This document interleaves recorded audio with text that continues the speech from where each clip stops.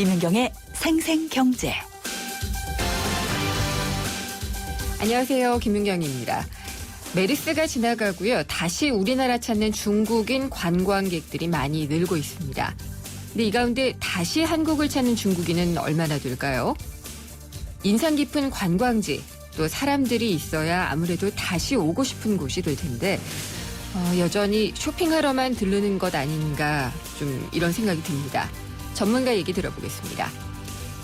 YTN 라디오와 안전보건공단이 함께하는 산재 예방을 위한 기획특집, 오늘 두 번째 시간인데요. 안전에 특히 취약한 건설 현장 재해 예방 대책은 어떤 건지 알아보겠습니다. 김윤경의 생생경제 1부 시작합니다.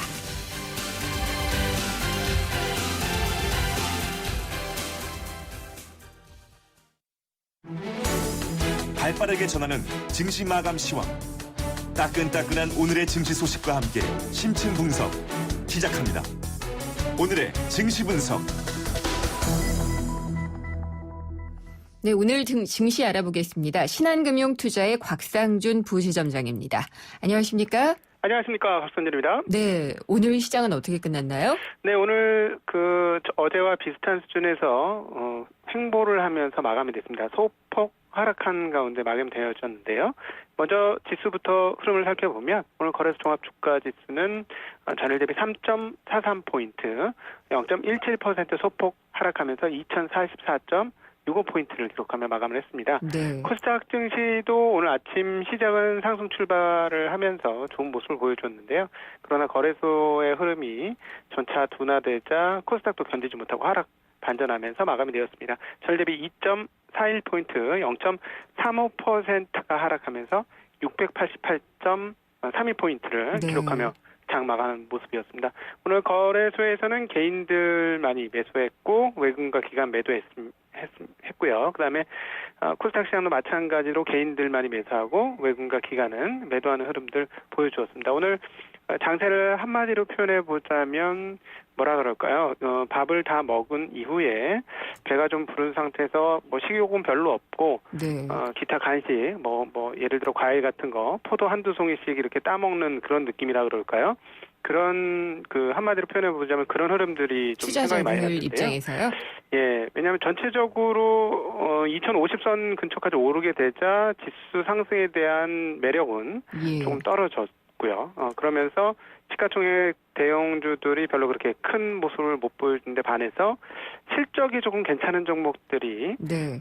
포도 한 송이 두 송이처럼 상큼한 모습을 보여주었다. 이런 정도로 표현할 수 있을 것 같습니다. 오늘 실적을 좋게 발표했던 서울반도체라든가 하나테크인 이런 종목들이 10% 이상의 네. 오랜만에 큰 폭의 상승을 보여주는 그런 모습이었습니다. 그래서 전반적으로는 거래소에서 오른 종목이 330여 종목, 내린 종목이 460여 종목으로 100여 종목 이상 하락하는 종목이 많았습니다만 시가총액 상위 종목군들이 그렇게 크게 떨어지지 않았고 그래서 지수는 많이 떨어지지 않은데 반해서 전반적인 분위기는 별로 좋지 못했다. 단 몇몇 종목이 3분기 실적이 좋게 나오면서 주가가 좀 올랐다 이렇게 볼 수 있겠고 최근에 계속 좋은 모습을 보여주는 게 한국전력 등의 이런 소위 말하는 유틸리티 기간산업 종목들이 좋은 모습을 보여주고 있습니다. 네. 그러니까 이런 종목들이 좋은 모습을 보여준다라는 것은 사실 따지고 보면 주식 시장이 상당히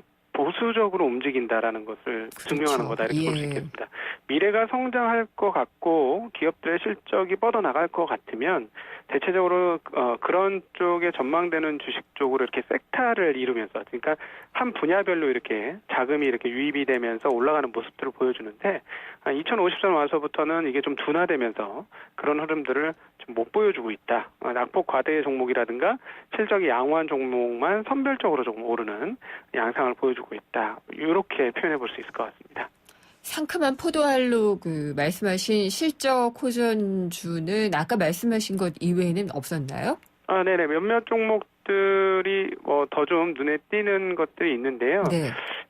이 부분들은 실적 호조도 있습니다만 실적 개선 기대감도 있습니다. 어제 네. 이어서 오늘 게임빌이 4%씩 오르면서 어제 이틀 연속 상당히 강한 흐름들을 보여줬고요. 그동안에 이제 또 낙폭이 과대했던 종목들이 조금 오르는 모습 보여줍니다. 네. 그동안 줄기차게 하락했던 삼성 LNS가 오늘도 한 5%대의 그런 상승 흐름들을 보여준 것들이 좀 특징적이었고요. 섹터를 굳이 나누자면은 엔터테인먼트 업종에서는 상대적으로 조금 2% 3%대의 상승을 보여주는 업종들이 있었고, 그리고 거래소 대형주군에서 눈에 띄는 것은 역시나 그 조선중공업 업체들이 상당히 많이 올랐습니다. 현대중공업이 6%대, 네. 그리고 항공우주가 5%대의 상승을 보여줬고, 조선 3사가 모두 상승하는 모습이 조금 눈에 띄는 그런 장면이었습니다. 근데 조선 3사 같은 경우에는 낙폭 과대 때문에 오르는 걸까요? 네, 일단 뭐 워낙에 많이 빠져 있다, 자산 가치 대비 많이 빠져 있다라는 것이 분명히 그런 흐름이고요. 예. 그다음에 이미 나올 건 다 나왔다라는 것이죠. 그러니까 실적이 좋다라기보다도 3분기 이 정도의 어닝 쇼크면 충분하지 않겠느냐라는 것에 따라서 좀 반등이 있었고요. 대우조선해양 같은 경우에는 영업 적자가 1조가 넘었잖아요. 네, 그렇습니다. 예. 그러니까 상대적으로 대우조선 같은 경우는 2% 정도 수준으로 상승폭이 좀 둔하게 나타났고요. 네. 예, 그리고 반면에 건설주들은 네. 주가가 최근에 많이 빠졌음에도 불구하고 이번에 삼성 엔지니어링 쇼크가 워낙 컸기 때문에 여전히 업종별로는 네. 최하 수준의 그런 낙폭을 기록하는 모습을 보여줬습니다. 알겠습니다. 오늘 말씀 잘 들었습니다. 감사합니다. 네, 감사합니다. 신한금융투자의 곽상준 부지점장이었습니다. 오늘 하루 당신이 꼭 알아야 할 경제 뉴스는 중요한 경제 뉴스를 콕콕 집어드립니다. 네, 오늘의 주요 경제 뉴스입니다. VIP 머니투데이의 배성민 기자 연결하겠습니다. 안녕하십니까? 네, 안녕하십니까? 네. 햄이나 베이컨은 아이들도 좋아하지만 저도 참 좋아하는데요. 예, 저리도 쉽고요. 예, 맞습니다. 세계보건기구 WHO에서 1군 발암물질로 규정을 했더라고요.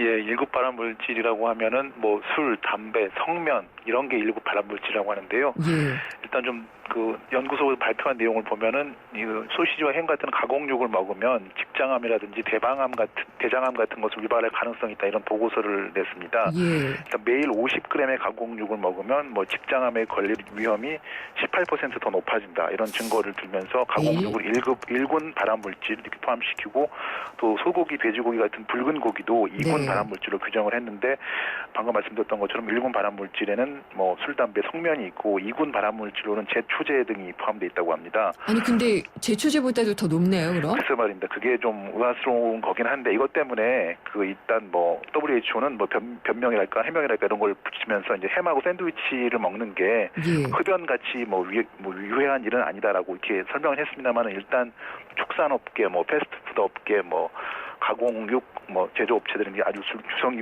술렁이고 있는 거죠. 그러니까 당장 지금 보면은 이런 육가공 업체들 예. 같은 경우에는 타격이 클 것 같아요.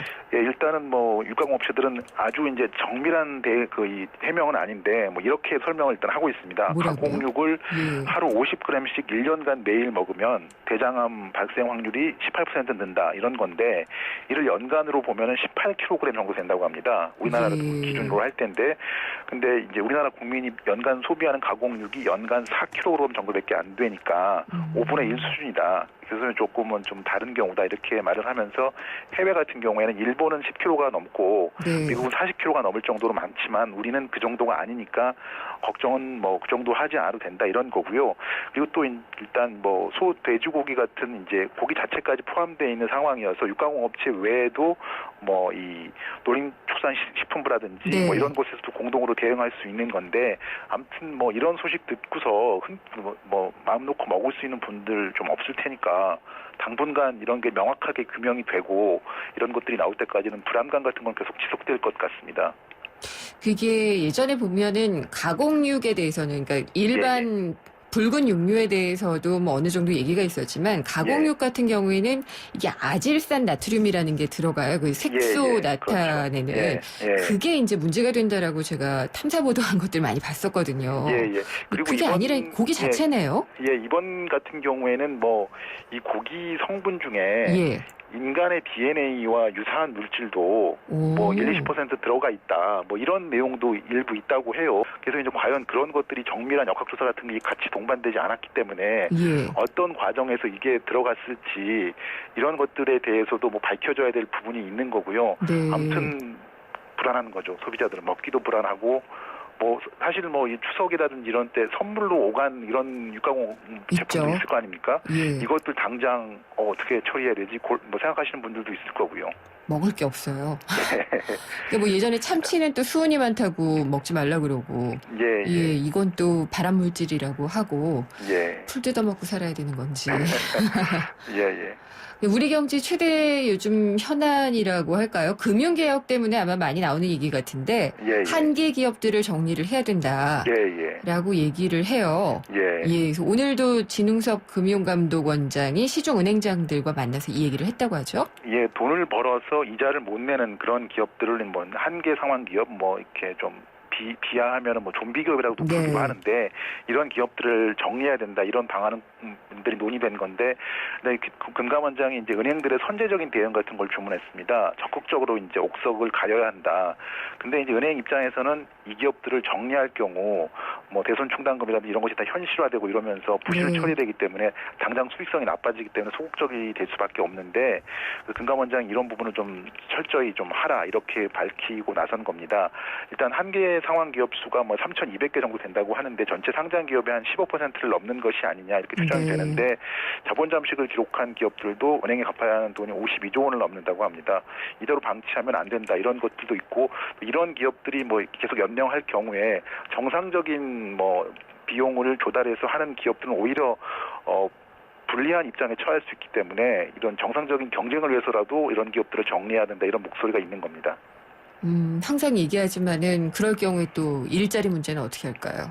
그것이 항상 예. 거죠. 예, 예. 금융권도 당장에 이제 대손 충당금이라든지 손실 처리를 해야지 되니까 지금 예, 그렇게도 하겠지만 우리나라 기업의 80%가 중소기업이잖아요. 예, 예. 그래서 그런 것들이 좀 걱정은 됩니다. 예. 기준금리가 지금 사상 최저 수준에 머물고 있는데 예. 은행의 정기예금 금리도 이제 정말 1%대더라고요. 예, 맞습니다. 정말 은행에 돈 맡겨도 예. 거의 이자가 안 붙는다는 얘기잖아요. 예, 그렇습니다. 근데 이런 상황인데 오히려 저축률 같은 게 올라가고 있다고 해요. 네. 지난달 기준으로 이제 우리나라 은행들 예금이 14조 원 늘었다고 하는데 올해 연간으로는 62조가 넘게 늘었다고 합니다. 금리가 이렇게 바닥 수준인데 저축이 늘어나니까 좀 이상한 납득할 수 없는 그런 상황인데 2011년 세계 최저 수준으로 떨어졌던 가계 저축률은 최근 매년 높아지고 있습니다. 기업까지도 이제 저축에 적극적으로 나서면서 가계 기업 정부를 총 합친 총 저축률이 36.5%로 네. 17년 만에 가장 높은 수준이라고 하는데 이게 좀 문제가 좀 있다고 하는 거죠. 어떤 문제요? 일단은 저축 여력이 커진 게 아니라 더 모을 수 있는 여력이 커진 게 아니라 그냥 그 뚜렷한 경기 회복세가 보이지 않으니까 미래에 대한 불안감 때문에 안 쓰고 모으는 것이라는 이런 분석이고요.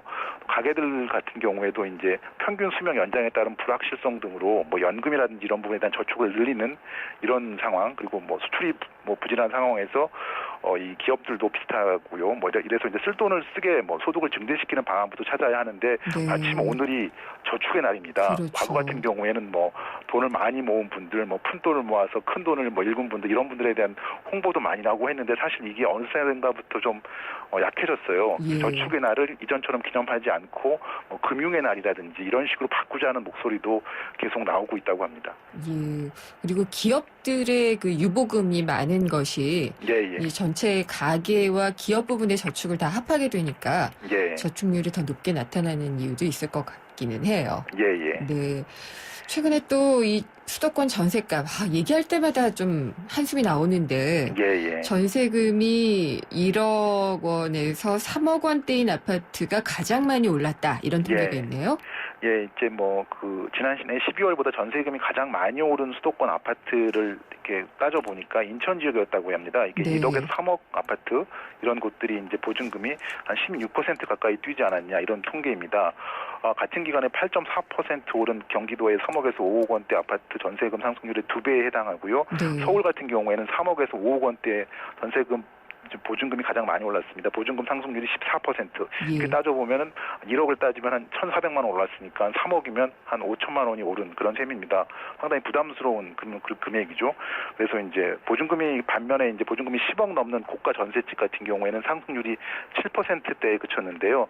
아무튼 저가의 전셋집이 상대적으로 많이 오른 것은 이제 전셋값이 싼 지역일수록 월세로 전환하는 속도가 그만큼 빨라서 공급량이 줄었기 때문이고요. 네. 과도한 월세 부담태에서 이제 월세를 기피하는 경향도 저가의 전세금은 이제 이 주인들이 더 우위에 설 수 있는 그런 역전 현상 이런 것들도 빚은 것으로 이해가 되고 있습니다. 네. 또 서울 시내에 지금 면세점 3곳이 새로 선정이 되잖아요. 예. 대기업들이 정말 뭐 너도 나도 사회에다 네. 공헌하겠다, 뭐 예, 어디다가 예. 쓰겠다 이렇게 얘기를 하면서 거의 예. 전쟁을 벌이고 있네요. 네, 맞습니다. 이제 신세계, 두산, 롯데 같은 곳들이 아주 뭐 이렇게 출사표를 내놓고 있는데요. 롯데 같은 경우는 이제 현재 간 경영권 분쟁이 뭐 있는데 이런 수세 국면에서 탈출하는 의미도 있을 텐데 일단 각 기업들의 이제 입장 같은 걸 보면 신세계 같은 경우에는 도심 관광 활성화라든지 상생 이런 것을 강조하고 있는데요. 신세계 네. DF가 해당 계열사입니다. 남대문 시장 근처에 위치하고 있어가지고 중견 국사품의 수출 전진 기자가 되겠다 이런 입장이고요. 두산 같은 경우에도 이제 동대문 시장 근처에 있으니까 재래시장 활성화 이런 것들을 위해서 박용만 회장이 100억 원의 사재를 내놓겠다 이렇게도 밝혔습니다. 롯데 네. 같은 경우에도 이제 소공동하고 잠실 두 곳의 면세점을 지켜야 하는 입장인데 1,500억 원 규모의 사회 공헌을 약속하고 있습니다. 또 SK 네트워크스도 운영권을 따면 2,400억 원을 사회에 환원하겠다 이렇게 약속을 하고 있는데 그런 상황입니다. 예. 어쨌든 면세점은 돈이 많이 벌리는 사업으로 알려져는 있죠. 예, 뭐 그런 상황이긴 한데 일단 뭐 그 해당 기업들 같은 경우에는 이제 뭐 이 유통기업들이 경기 침체로 매출 부진에 시달리고 있는 반면 면세점 같은 경우에만 외형이 확장세를 이루고 있고 뭐 가파른 성장세를 보이고 있기 때문입니다. 이제 그 신규 마트나 백화점 출점이 좀 어려운 상황에서 면세점이 이제 돌파구가 될 수 있다 이런 부분도 있고 특히 이제 중국 관광객 같은 경우에 많이 국내로 유입되기 때문에 2014년 말 기준으로 이제 한국 면세점 시장 규모가 세계 1위라고 합니다. 오. 중국 관광객 유입 영향이 있을 것 같은데요. 뭐 네. 이어서 중국이 2위, 뭐 홍콩 5위, 일본 12위라고 하는데 이만큼 면세점의 성장 가능성을 본다고 하는 건데 반드시 뭐 이렇게 흥하는 곳들만 있는 곳이 아니고 과거를 비춰보면은 이제 망하는 면세점들도 많이 있었다고 합니다. 네. 우리는 이제 대기업들만 알고 있어서 그렇지요. 알겠습니다. 잘 들었습니다. 감사합니다. 네, 감사합니다. VIP 머니투데이의 배성민 기자였습니다. 이젠 밖에서도 보일러를 켜고 끈다고. 아니, 언제부터 보일러가 이렇게 똑똑해졌죠? 언제긴 경동나베인이 시작하고부터지? 국내 최초 원격 제어 기술로 보일러의 스마트 시대를 이끌다. 국가대표 보일러? 경동나비엔. 네, 생생경제 일부 함께 하셨습니다. 방금도 면세점 이야기를 하면서 중국인 관광객들 얘기를 했는데요. 메르스 이후에 다시 한국을 찾고 있는 건 같습니다. 근데 이제 국내 여행사들이 무작정 초저가 여행 상품을 경쟁적으로 내놓고 있는 게 좀 문제가 되고 있다고 하는데 여기에 쓴맛을 보게 되면 다시는 오고 싶지 않겠죠. 한국의 재방문율이 급격히 하락하고 있다고 하는데 이에 대한 문제점을 잠시 후 2부에서 자세히 짚어보도록 하겠습니다. 오늘도 생생경제에서 청취자분들을 위해서 선물을 준비를 해놓고 있는데요. 알칼리수로 건강해지는 네모메이스 한 박스가 준비가 돼 있고요. 참 쉬운 중국어 문정아 중국어에서 드리는 10만 원 상당의 온라인 수강권도 준비가 돼 있습니다. 생생경제에 대한 의견을 문자로 보내주시면 선물 타실 수 있는데요. 짧은 문자는 50원, 긴 문자는 100원의 정보 이용료가 부과되는 유료 문자입니다. 휴대전화 우물정의 0945번, 우물정의 0945번으로 보내주시면요. 저희가 몇 분 추첨해서 선물 보내드리겠습니다. 광고 들으시고요. 생생경제 2부 이어집니다. YTN 라디오 캠페인 물 없는 한라산, 물 없는 제주 바다를 상상할 수 있나요? 제주의 아름다운 자연과 풍경은 깨끗하고 건강한 물이 있기에 가능합니다. 제주를 아름답게 만들어주는 건강한 물은 우리의 몸과 마음도 아름답게 만들어줍니다. 건강한 몸과 마음을 지키는 일, 아름다운 물을 사랑하고 지키는 일에서부터 시작됩니다. YTN 라디오 아름다운 물 캠페인은 제주특별자치도 개발공사와 함께합니다.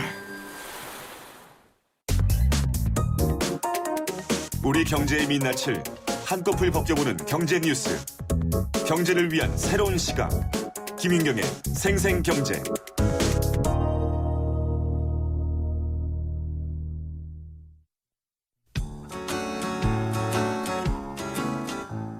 프로젝트 집앤잡 제2탄 최고의 경제정책은 일자리다. 대한민국 일자리의 다양한 모습을 살펴봅니다. 집앤잡 오늘은 서울 종로에 있는 여성 새로 일하기 센터에 나와 있습니다. 관계자분의 말씀 들어보도록 하겠습니다. 이 여성 새로 일하기 센터란 어떤 곳인가요? 출산이나 육아로 인해서 경력이 단절된 여성분들이 많이 있습니다. 그래서 그런 분들이 새로 사회에 진입하려고 하면 사실 본인들도 경력을 오랫동안 쉬다 보니까 두려움도 있고 사회에서도 조금 그분들에 대한 선입견도 있을 수가 있어요. 그래서 그런 분들을 중재하는 역할을 하는 곳이라고 할 수 있는데요. 여성분들의 1대1로 취업 상담을 하고 그리고 필요한 직업 교육을 해서 이후에 취업까지 알선해드리는 종합 취업 지원 서비스를 지원하고 있고요. 저희가 여성가족부와 고용노동부가 지원을 해서 진행하고 있는 곳입니다. 여성분들이라면 누구나 오셔서 상담을 받으실 수가 있고요. 오시면 저희가 1대1로 개별적으로 상담을 합니다. 그러니까 상담을 해보면 빨리 취업을 하고 싶으신 분이 있고 지금 갖고 있는 역량을 갖고 바로 취업할 수 있는 분이 있어요. 그런 분들은 바로 저희가 이력서 클리닉이라든지 이런 걸 해드리고 취업 정보 드리고 직접 업체 알선까지 해서 취업까지 연결될 수 있게 해드리고요. 또 조금 경력이 좀 단절되시면 바로 취업하기 어려우시고 또 뭔가 새로 배워야겠다라고 생각하시는 분들이 많이 있거든요. 그럼 저희가 직업훈련이 있어요. 저희가 많이 하는 것들 보면은 세무사무원이라든지 뭐 무역사무원, 뭐 공연기획자 직업훈련을 받아서 본인 역량을 쌓고 이후에 저희가 교육이 끝나고 나면 취업 지원을 해서 결론적으로는 취업까지 연결될 수 있게 최종 목표는 저희가 취업이니까요. 그래서 연결해드리고 또 간혹은 내가 어떤 걸 해야 될지 진로에 대해서도 정확히 판단을 못 하시는 분이 많이 있어요. 근데 그런 분들한테는 저희가 진로 설계를 해드리는 또 프로그램이 있어요. 또 이후에는 저희가 직접 알선이나 이런 거 통해서 취업까지 연결될 수 있게 해드리는 프로그램도 있고요. 30대, 40대, 50대 분들이 제일 많으세요. 요새는 40대 분들이 제일 많이 참여를 하고 계시는 것 같긴 합니다. 저희가 1년 내내 경력단 여성을 위한 상담이나 교육들을 운영을 하고 있고요. 1년에 2번 정도 채용 박람회도 센터에서 직접적으로 하고 있습니다. 네, 지금까지 YTN 생생경제와 한국전파진흥협회가 함께하는 2015 프로젝트 집앤잡 서울에 있는 여성 새로 일하기 센터 현장이었습니다.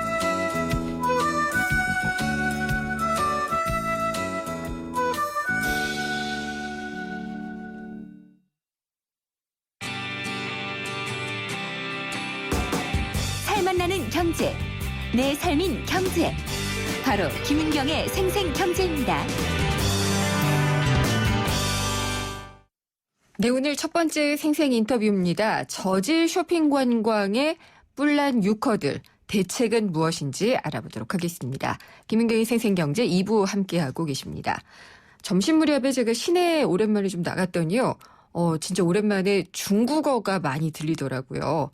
메르스로 인해서 뚝 끊겼던 그 발길을 생각하면은 좀 반갑다는 생각도 좀 들던데 한국을 새로 찾는 분들이 더 많지 않을까 이런 생각도 좀 들었습니다. 아니나 다를까 이 한국에 한번 대었던 분들, 저질 상품에 대었던 분들은 다시 찾지를 않는다는 그런 얘기가 좀 있는데요.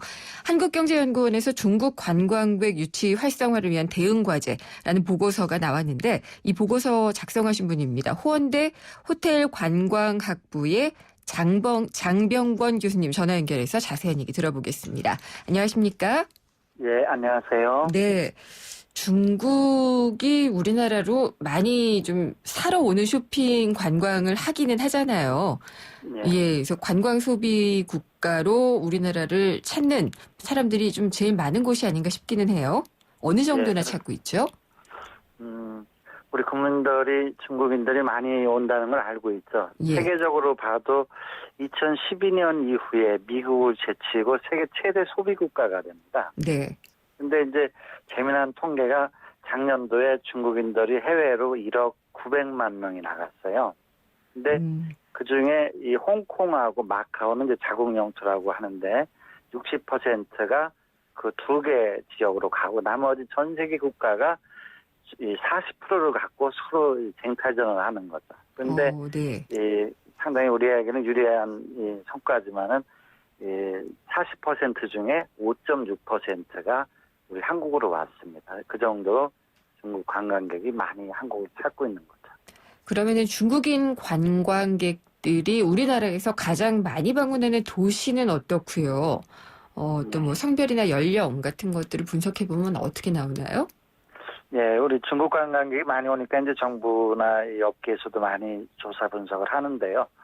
예, 특징적인 게 아주 있습니다. 하나는 이 중국인들은 지역별로 봤을 때는 이 서울하고 제주도를 많이 찾는다. 예. 두 번째는 연령별로는 더 특징적인데 중국인들의 방한자 연령을 보면, 죄송합니다. 성별로 보면은 남성은 37.5%에 불과하고 네. 여성이 62.5%예요. 다시 말하면 한국은 중국인들에게 여성 친화적인 관광지라고 할 수 있죠. 또 하나 쇼핑하러 이제 오시나요? 예, 쇼핑하러? 예. 그렇습니다. 그거는 이제 이 한류라든가 쇼핑, 성형 이런 것이 아마 큰 영향을 줄 것 같고요. 예.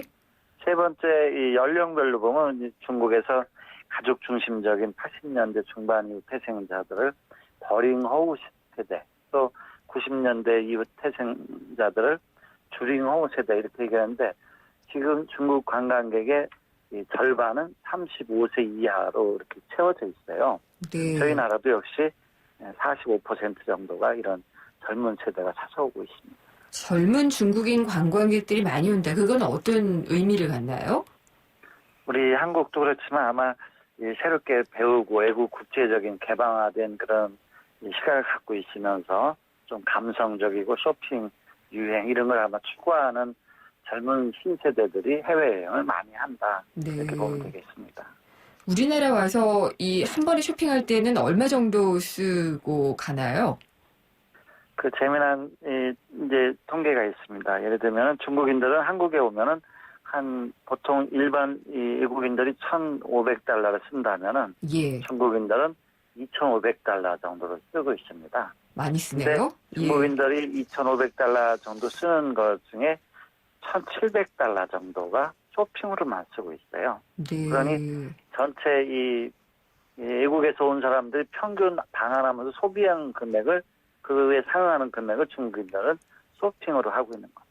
그렇군요. 그러면은 쇼핑도 쇼핑이지만 사실은 그 도시에 또 가고 싶다, 그 나라에 또 가고 싶다라고 하려면은 좋은 상품 구매하러 가는 것만으로는 안 될 것 같은데요. 중국인들이 다시 우리나라를 찾는 그런 비율은 얼마나 되나요? 네, 아주 좋은 지적이신데요. 우리가 해외여행 가면서 쇼핑을 위해서 해외여행 간다는 건 좀 어불성설인 것은 당연한데요. 그렇죠. 중국인들한테 우리가 너무 쇼핑에만 기대하다 보니까 그런 현상이 나오고 있는데 조금 이 통계적으로는 우리가 좀 유의해서 해석을 해야 되는 게요. 이 중국인들이 워낙 많이 오다 보니까 이 재방문자의 비율은 좀 떨어지고 있어요. 예를 들면 2011년에는 10명 중에 3명이 재방문자였었거든요. 네. 근데 작년도는 10명 중에 2명 정도만 재방문자죠. 이거는 신규로 한국에 오는 이 중국인이 워낙 많다 보니까 네. 이런 현상도 좀 반영되고 있습니다. 그러면은 다시 방문했을 때, 재방문했을 때의 우리나라에 머무는 시간, 체류 기간은 얼마나 되나요? 네. 중국 관광객들은 이 한국에 오면은 작년도에 5.7일 평균 네. 5.7일을 체류를 했습니다. 그런데 어떤 나라든 초행자는 한 5일 정도, 이제 중국인들의 입장에서 보면 한국에 5일 정도를 평균적으로 첫 번째 온 사람들은 체류했다면 재방문자들은 6일 이상씩 이렇게 체류하고 그랬습니다. 네, 어쨌든 재방문하는 분들은 뭔가가 우리나라에는 호감이 있기 때문에 오는 것 같은데 그렇게 재방문율이 높지는 않은 것 같아요. 그 원인은 무엇이라고 보면 될까요? 네, 전체적으로 이 한국을 계속 방문하게 하는 요인을 우리가 만들어줘야 되는데 너무 단기적인 이익을 추구하면서 예를 들면 저가 덤핑 어떤 상품을 만든다든가 예. 또 중국 관광객들에 대한 인격적인 대우를 소홀히 한다든가 또 이 여행업계라든가 또 중국에 있는 여행업체도 역시 같은 거지만 서로 이 착취형 어떤 사업 생태계를 네. 우리가 해소하지 못하는 이런 것 때문에 불만족이 계속 생기고 있고 이것이 역시 대량문을 떨어뜨리는 요인이 되고 있습니다. 그러니까 그 신문에서 좀 봤던 것 같은데 굉장히 싸게 상품을 내놓으면 사람들이 이 돈이면 한번 한국 가볼까라고 생각할 수가 있잖아요. 근데 그런 패키지 상품으로 와서 봤더니 굉장히 그 품질이 안 좋은 관광 상품이더라. 이렇게 좀 깨닫는 분들도 꽤 많다고 해요. 예, 그렇습니다. 저도 사실 오늘 한번 검색을 해봤어요. 예. 근데 이제 단체로 이 7박 8일짜리 한국을 오는 저가 상품이 불과 18만 원에 중국에서 판매되고 있다는 그런 것이 있어요. 우리 정부에서도 가장 심혈을 기울이는 것이 저가로 오는 거는 여러 가지 어떤 악순환을 계속 낳고 있기 때문에 이거를 근절하기 위해서 노력을 하는데도 이 업계의 관행이라든가 이런 것이 일시에 해소가 되지 않고 있습니다. 그렇군요. 혹시 그런 예 같은 거를 들어보신 게 있으신가요? 중국인 관광객들이 우리나라 와서 좀 당했다, 이거 별로다 이렇게 평가를 했던 것들이요.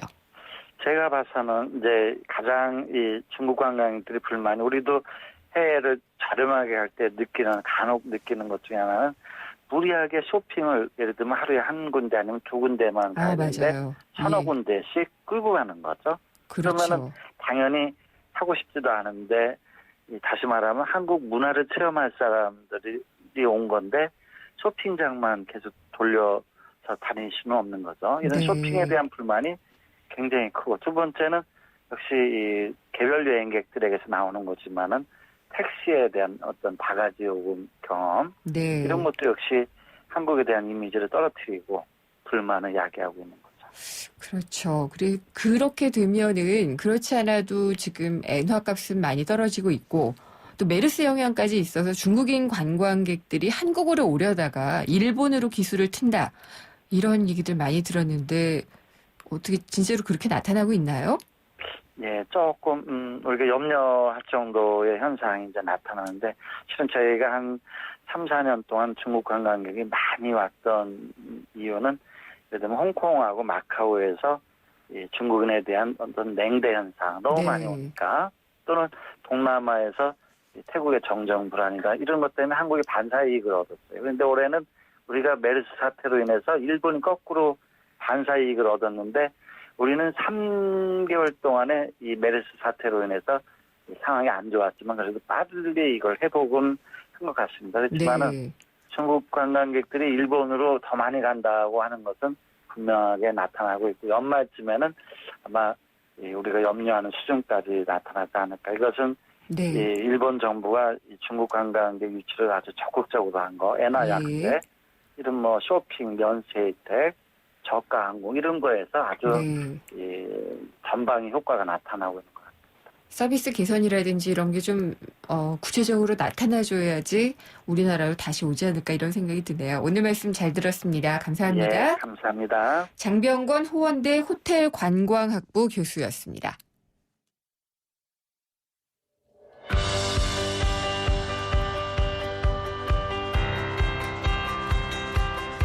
경제 전문 방송 김윤경의 생생경제에 내 의견을 전달하고 싶다면 짧은 문자 50원, 긴 문자 100원, 우물정 0945번, 샵 0945번으로 문자를 보내주시면 되고요.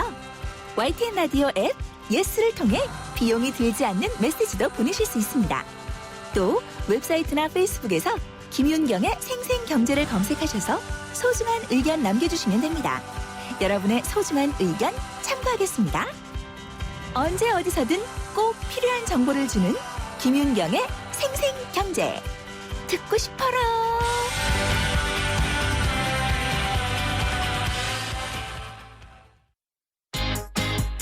생생 알짜 부동산.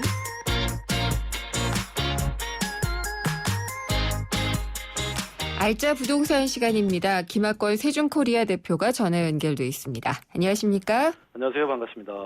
보통 집값이 높고 전셋값도 높고 이런 지역은 다 강남이라고 생각을 하잖아요. 그동안 그랬죠. 근데 강북의 집값이나 전셋값도 강남 못지않게 많이 올랐다고 하네요. 이제 강북권 지역에서도 이제 오른 지역들이 많이 올랐는데요. 주로 이제 도심이 가까운 지역 위주로 큰 폭 상승을 했는데 예를 들면 마포라든지 성동이라든지 동대문구, 서대문 이런 지역들이 굉장히 많이 올랐는데요. 특징을 보면은 광화문이나 시청, 여의도까지 가까운 지역들 위주로 많이 올랐어요. 그러니까 출퇴근이 좀 쉬운 실수요자들이 구매를 했다 이렇게 분석을 할 수가 있는데요. 네. 그 지역들 평균 매매가가 2년 전에 비해서 굉장히 많이 올랐는데요. 예를 들면 마포 같은 경우 2013년 9월 대비 3.3제곱미터당 1,585만 원이었는데 올해 10월 달은 평균 그 단가가 1,749만 원으로 올랐거든요. 그다음 서대문 같은 경우 2013년 9월에 1,198만 원에서 올해 10월 달에 1,244만 원. 이렇게 많이 올랐고 그다음에 신규로 입주한 아파트도 많이 올랐거든요. 그 지난해 입주한 그 마포구 아현동에 레미안 프리조라는 아파트가 있는데 이게 59제곱미터가 분양가가 4억 9천이었거든요. 근데 지금 거기다가 1억 5천만 원 정도가 더 그 매매가가 상승했기 때문에 그럼 평균 평당가로 따지면 거의 한 2,500대 되거든요. 게다가 옥수동이라든지 금호동이라든지 아까 말씀드렸던 도심에 가까운 지역들의 신규 분양가도 3.3제곱미터 한 2천만 원 정도 올라가지고 굉장히 많이 올랐는데 이 매매가 오른 것도 매매가 오른 거지만 전셋값이 더 큰 폭으로 올랐거든요. 네. 마포 아현동의 그 작년에 그 전셋가가 평균 전셋가 977만 원이었는데 올해는 1,749만 원으로 올랐고요. 네. 성동구 하왕십리 같은 경우 작년에 894만 원이었는데 올해는 1,218만 원. 굉장히 전셋값 그 상승폭이 크지 않습니까? 네. 문제는 당분간 이렇게 전셋값이나 매매가가 좀 더 오를 수 있다 이렇게 전망하는 게 조금 어둡습니다. 마포 지역이나 이런 곳은 시내가 가깝기는 한데 예. 하월곡동 이런 것도 가깝나요?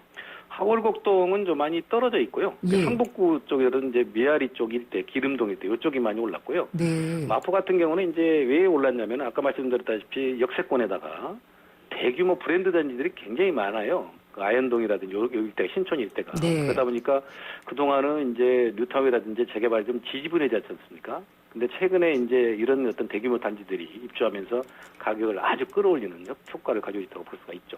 그렇군요. 강북의 전세 가격은 뭐 그런 이유들이 된다고 본다면은 실제로 집을 사는 것도 그쪽에서 좀 많이 일어나고 있어서 매매가도 오르는 건가요? 그렇습니다. 아까 이제 지금도 강북 같은 경우도 주요 그 교통이라든지 입지라든지 평형이 적은 것들은 그 매매가 대비 전세가가 한 80% 이상 육박을 했거든요. 네. 그러니까 뭐 계속 이제 그 30, 40대의 젊은 층들이 신혼부부나 젊은 층들이 전세값 때문에 굉장히 고민을 많이 하고 있고 그다음에 또 출퇴근을 뭐 도심이라든지 뭐 강남권을 출퇴근하는 수요자들이 굉장히 많지 않습니까? 네. 그러니까 이런 수요자들이 이번에 이제 집을 사자. 더군다나 한 2년 전부터 서울 수도권 같은 경우도 부동산 시장이 굉장히 회복이 되면서 집값 상승에 대한 우려를 많이 좀 하고 있지 않습니까? 그러니까 이런 사람들이 전세값에 대한 지쳐가지고 사는 사람들. 그래서 30, 40대 실수요자들이 많이 그 구매 쪽으로 돌아섰기 때문에 집값 네. 상승을 많이 하고 있다 이렇게 분석할 수가 있겠습니다. 근데 또 이제 급격하게 많이 오른 경우에는 조정을 받을 때도 또 급격하게 많이 받게 되잖아요. 당연하죠. 그래서 이제 침체가 만약에 온다면은 강북부터 올 것이다 이런 얘기도 있어요. 예전에도 그랬어요. 물론 강남이 이제 그 상승폭이 커서 떨어지는 폭도 큽니다만은 강북은 전체적으로 떨어지는 경향이 굉장히 가깝거든요. 근데 이제 두 가지 측면을 볼 수가 있는데 최근에 강북에서 그 분양가나 매매가가 상승한 지역들을 보면 아까도 언급했습니다만 도심에 가깝고 네. 교통이 편리하고 또 재개발이나 뉴타운을 해서 대규모 그 단지들 위주로 이제 가격들이 많이 올랐거든요.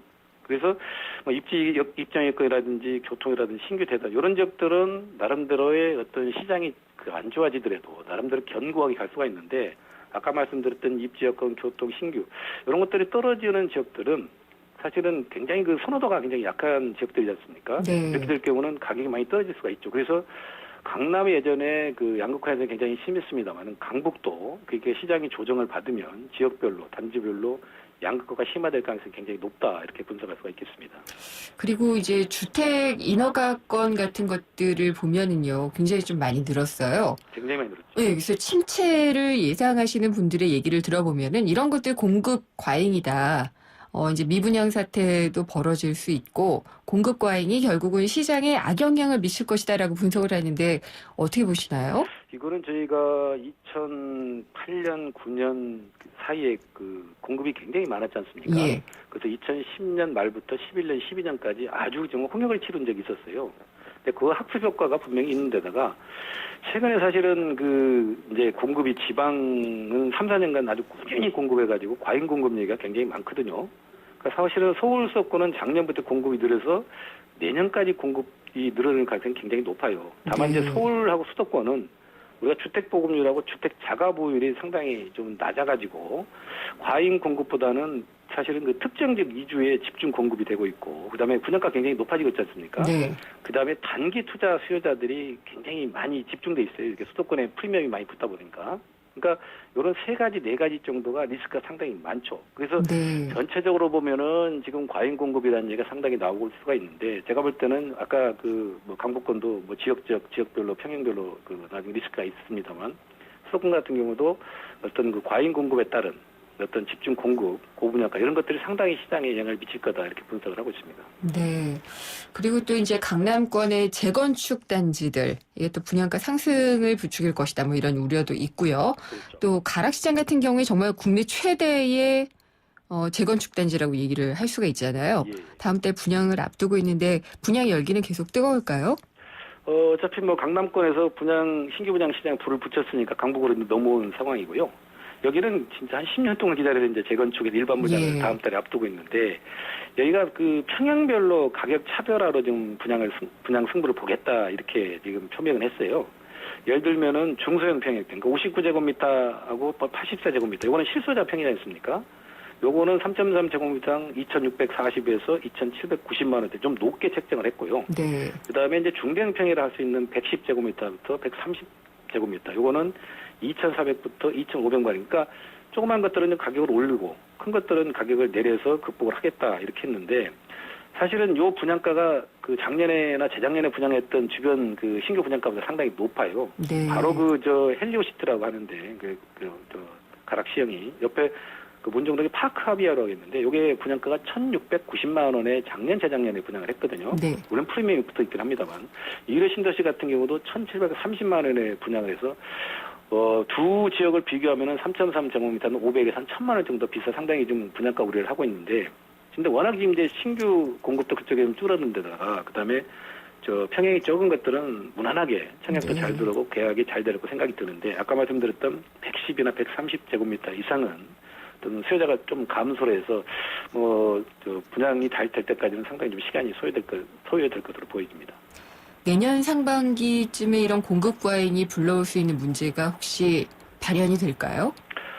지금 전체적으로는 워낙 시장이 지금 신규 분양 시장이 굉장히 좋은데다가, 내년에 이제 물론 가계부채 관리 방안이라든지 과잉 공급 이런 것들이 염려가 되긴 합니다만, 전체적으로는 수요가 많이 지금 노출돼 있기 때문에 내년 상반기나 내년까지는 신규 분양 시장은 괜찮다 이렇게 판단하고 있는데, 아까 말씀드렸다시피 단순히 과잉 공급이 문제가 아니고 지금 여러 가지 특정 기계 집중 공급이 됐다든지 고분양가 이런 것들이 나중에 시장이 안 좋아질 때는 같이 허물어질 염려가 있기 때문에 그런 부분들을 좀 면밀히 볼 필요가 있다고 보여집니다. 네, 잘 들었습니다. 감사합니다. 네, 감사합니다. 김학권 세종코리아 대표였습니다.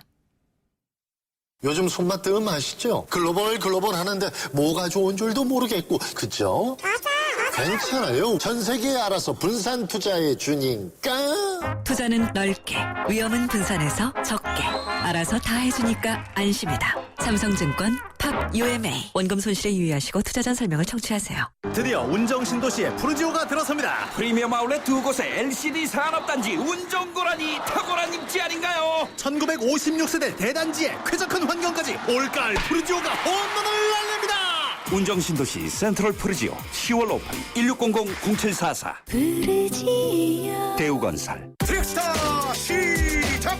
국민 모두 함께 하나 둘 셋 넷 21번 크게 마시고 가슴을 활짝 펴세요. 한 걸음 두 걸음 국민 모두 함께 걸어가요. 지금까지의 아웃도어를 넘다. 대한민국 국민이라면 스타, 트랙스타. 이젠 밖에서도 보일러를 켜고 끈다고. 아니, 언제부터 보일러가 이렇게 똑똑해졌죠? 언제긴 경동나베인이 시작하고부터지? 국내 최초 원격 제어 기술로 보일러의 스마트 시대를 이끌다. 국가대표 보일러? 경동나비엔. 김윤경의 생생경제 2부 포스코, 그리고 마지막 안주 숙취해소 캔디 키스립과 함께했습니다.